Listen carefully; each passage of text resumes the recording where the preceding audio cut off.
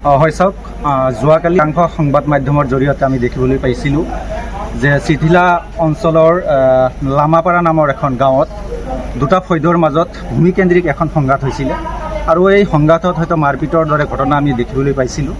আৰু এয়া অকল ভূমিকেন্দ্ৰিক এটা সংঘাতহে, সৰু এটা ঘটনা। আৰু এই ঘটনাক লৈ হয়তো বৰ্তমান বিভিন্ন সংবাদ মাধ্যমৰ জৰিয়তে একাংশ উগ্ৰ সাম্প্ৰদায়িক শক্তিয়ে যেনেদৰে উঠি পৰি লাগিছে, ইয়াক লৈ আমি ABMCয়ে আজি এই অঞ্চললৈ আহিছিলোঁ। আহি যিখিনি ঘটনা আমি প্ৰত্যক্ষ কৰিলোঁ, এইটো এটা ভূমি এজনে ক্ৰয় কৰিছিলে আৰু এই ভূমিখিনিকে আন কোনোবাই হয়তো দখল কৰাৰ কাৰণে এটা সংঘাত হৈছিলে আৰু এই সংঘাতৰ পৰিণতিতে যোৱাকালি মাৰপিটৰ দৰে ঘটনা সংঘটিত হৈছিলে।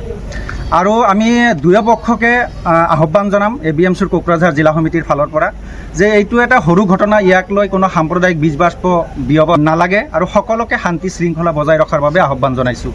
লগতে আৰু এটা কথা আপোনালোকক জনাব বিচাৰিছোঁ, কালি যেতিয়া মাৰপিটৰ দৰে ঘটনা সংঘটিত হৈছিলে সেইটো স্থানত আমি ইয়াত আহি যিখিনি কথা জানিলোঁ, BTCৰ বৰ্তমানৰ কাৰ্যবাহী সদস্য অৰূপ কুমাৰ দে ডাঙৰীয়া তাতে উপস্থিত আছিলে আৰু তেখেতৰ উপস্থিতিত কেনেদৰে এই মাৰপিটৰ দৰে ঘটনা সংঘটিত হ'ব পাৰিলে।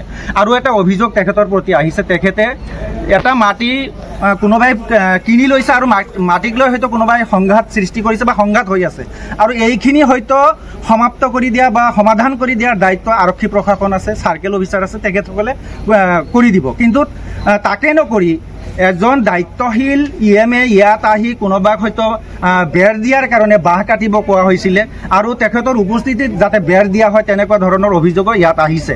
আৰু এই অৰূপ কুমাৰ দে ডাঙৰীয়াই বৰ্তমান BTCৰ কাৰ্যবাহী সদস্যৰ দায়িত্বভাৰ গ্ৰহণ কৰাৰ পিছৰে পৰাই বিভিন্ন ঠাইত এই যে সাম্প্ৰদায়িক শক্তিয়ে কিন্তু মূৰ দাঙি উঠিছে। আপোনালোকে কিছুদিন আগতে দেখিছিলে যে আমাৰ মাগুৰমাৰী অঞ্চলত দুজন মানুহে ক্ৰয় কৰা গৰু লৈ যোৱা অৱস্থাত এজন বড়ো সম্প্ৰদায়ৰ এজন মুছলিম সম্প্ৰদায়ৰ যুৱকক তেখেতৰ সহায়স্বৰূপ ৰজব মণ্ডলে তেখেতৰ সাংগপাংগক লৈ ইমান বেয়া ধৰণে মাৰপিটৰ দৰে ঘটনা সংঘটিত কৰিছিলে আৰু যোৱাকালিও ঠিক তেনেদৰেই যেন আৰু এটা ঘটনা ইয়াত সংঘটিত হ'ল।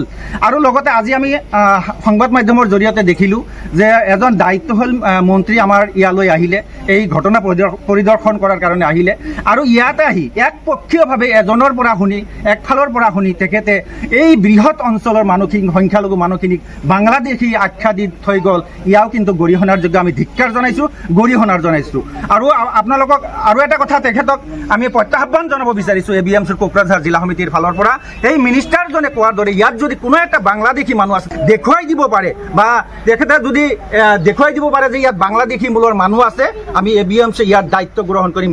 এইজনক কেনেকৈ বিদেশত পঠিয়াই দিব লাগে সেইখিনি দায়িত্ব আমি গ্ৰহণ কৰিম। কিন্তু এজন দায়িত্বশীল মানুহ আহি ইয়াত এনেদৰে সাম্প্ৰদায়িক বীজবাষ্প বিয়পোৱাৰ আড়ালত কি আছে, এই কথাখিনি কিন্তু সন্দিহান হৈছে। গতিকে আমি সকলো পক্ষকে আহ্বান জনাম, এয়া এটা ভূমিকেন্দ্ৰিক সংঘাত আৰু এই সংঘাত হয়তো অনতিপলমে সমাপ্ত হ'ব। ইয়াক লৈ কোনোবাই বীজবাষ্প বিয়পাব নালাগে।